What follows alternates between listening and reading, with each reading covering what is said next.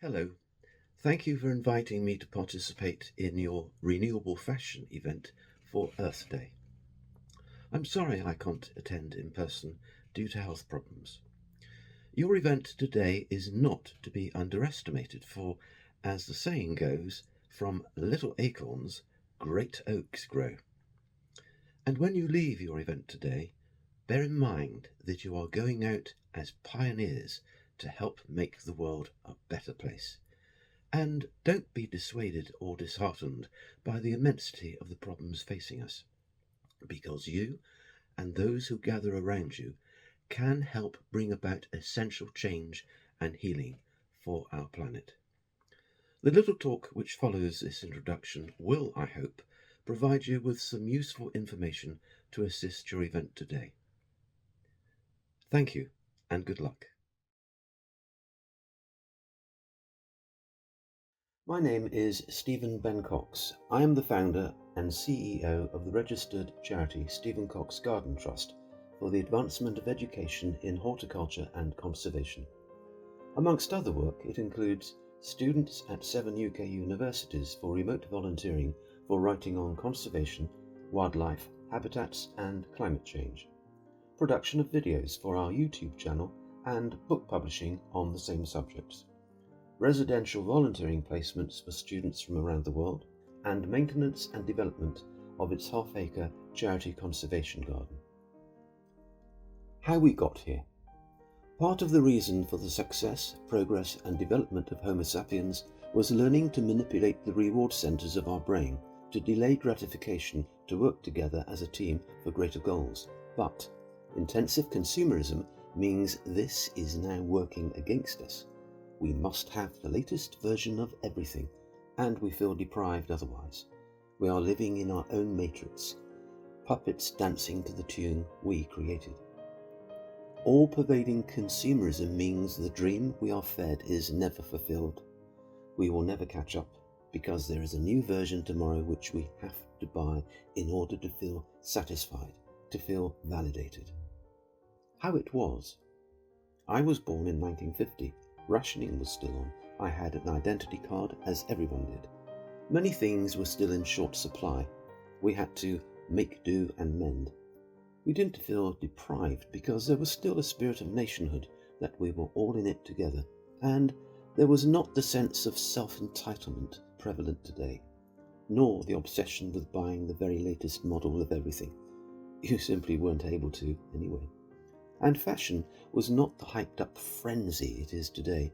We just got on and made the best of it. My mother knitted clothes for us to wear. She made her own dresses, bought material up in the town to make curtains and to make covers for the furniture where there were bare patches. I had no new clothes until at least the age of 10. I had hand-me-downs from older cousins and from neighbours in the street, and absolutely nothing went to waste, not even food.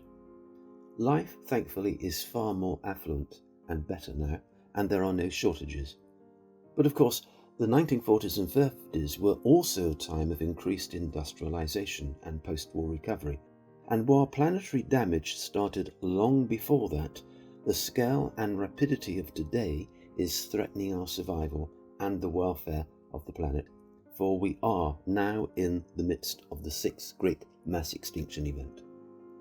Problem facts today. Here are just a few frightening facts to consider.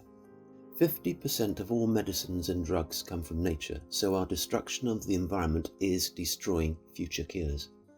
Between 1970 and 2020 worldwide, there has been a 73% drop in wildlife populations. Freshwater species populations have suffered the worst, showing an 85% decline since 1970. Approximately 1 million of the world's 8 million species of plants and animals are now threatened with extinction. Insect collapse. More than 40% of insect species have declined over the past decade. In Great Britain, 1 in 6 species, 16%, are threatened with extinction. Marine life at risk. Nearly 90% of all global marine fish stocks are fully exploited, overexploited, or depleted. Over 8 million metric tons of plastic a year enters the oceans. around half of the world's original forests have disappeared, with 16 million acres lost in 2023 alone. Add to that the loss of water meadows, wetlands, hedgerows, mountains of household waste, desertification, and the drop in the value nutritionally of food because of climate change. Our responsibility. The fact is, we are all guilty of the problems through the choices we make. We seem to have lost the distinction between want and need. We don't need a new car, TV, or clothes every day, but we've been indoctrinated to crave it. Need is a roof over our heads, food, democracy, health, education, green space and nature. If a fraction of the money that is spent on overproduction and consumerism was spent on food, housing and environmental protection, then the world and humanity would be far better off. Additional to the problems above which we are responsible for is fashion waste. This alone is a major problem.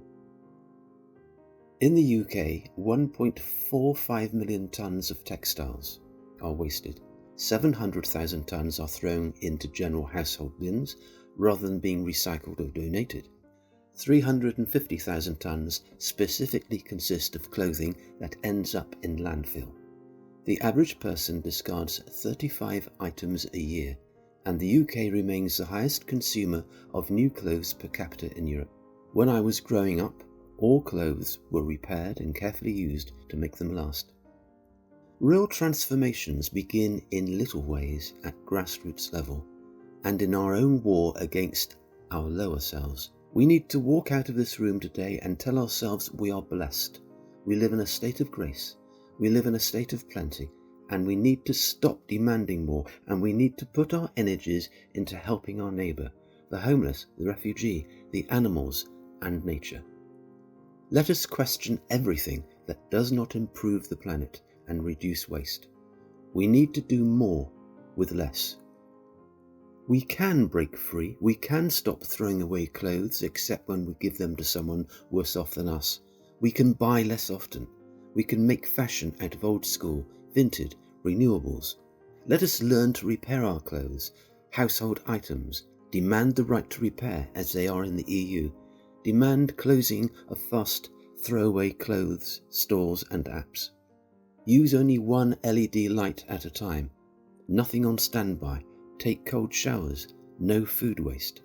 More importantly, let us demand of ourselves a new way of living, of saving, repairing and enjoying what we have before we think of even considering getting and buying more.